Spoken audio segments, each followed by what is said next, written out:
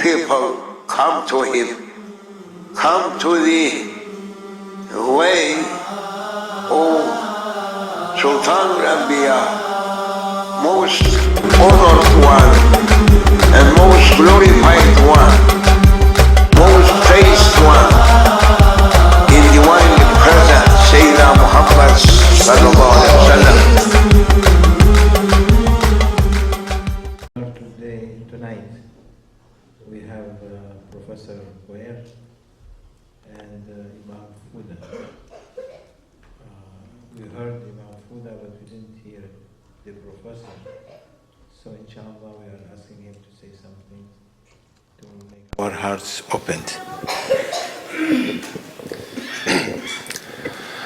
Assalamu alaikum wa rahmatullahi wa ta'ala barakatuhu.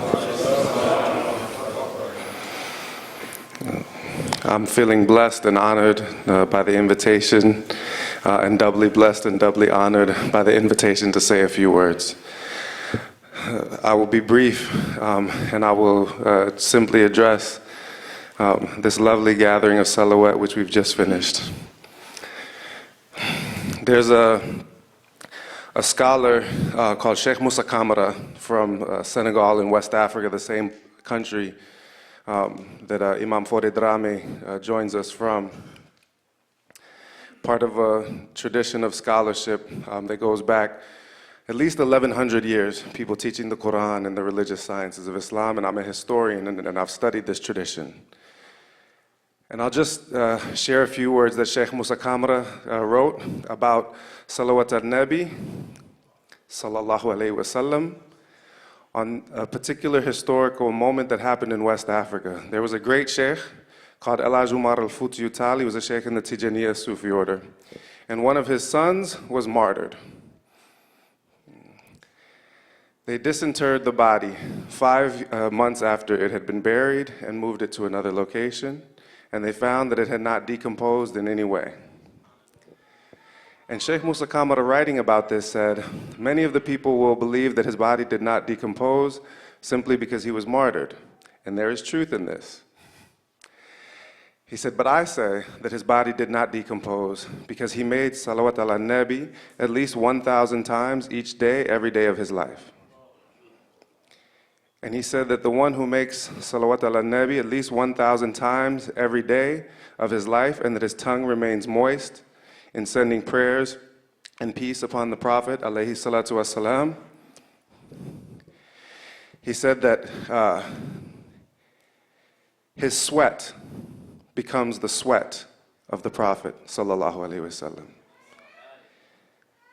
The hairs upon his arms and his legs become the hairs of the Prophet alayhi salatu wasalam. His tears become the tears of the Prophet alayhi salatu wasalam. His blood becomes the blood of the Prophet alayhi salatu wasalam. So much so that, as the poet said, I am him and he is me. If you see him, you've seen me. And if you see me, you've seen him and you've seen us together. He said, so this is a blessing that God can bestow upon any of the awliya, and the awliya are simply the people that draw near to Allah. But that if we keep our tongues moist with Salawat ala Nabi, the earth might be forbidden to consume our flesh the same way that it is forbidden from consuming the flesh of the Messenger of God. And whether or not we receive this favor, some saints receive it, other saints don't. There's no blame for the one who doesn't receive it. But the point is that one way or the other, this should be our aspiration. We should seek to be in a constant state of remembrance of Allah Tabaraka wa Ta'ala, and a constant state of sending blessings and peace upon His Messenger.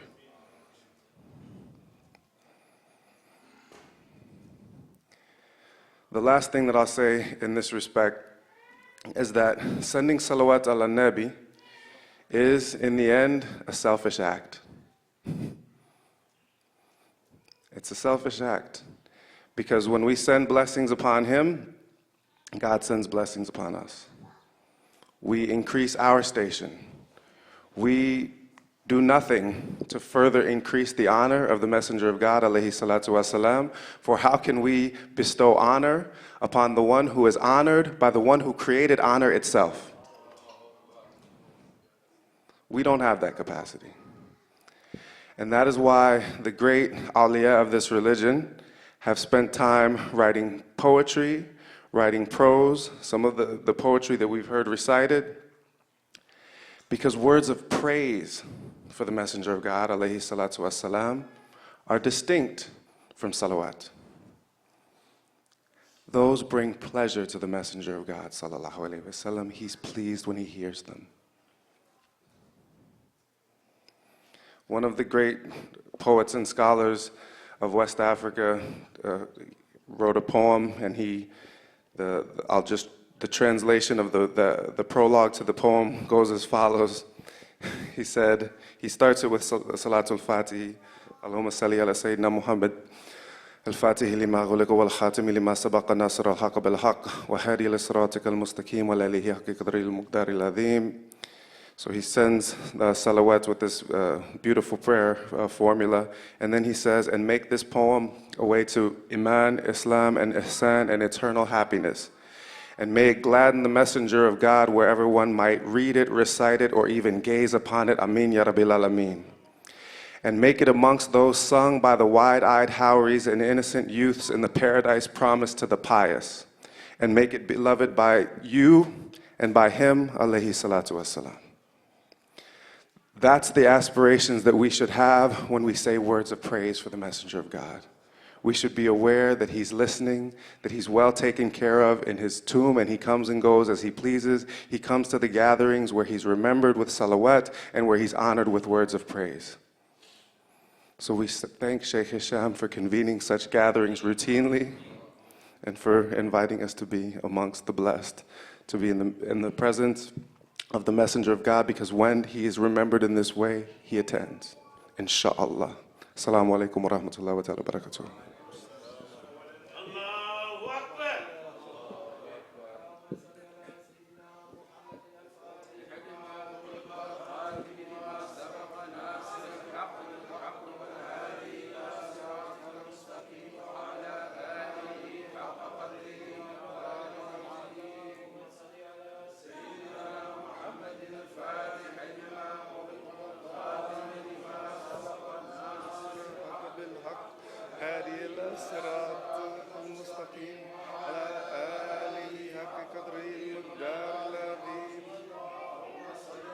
سيدنا محمد الفاتح لما غلق والخاتم لما سبق الناصر الحق بالحق وهادي إلى صراطك المستقيم على آله حق قدر المقدار العظيم.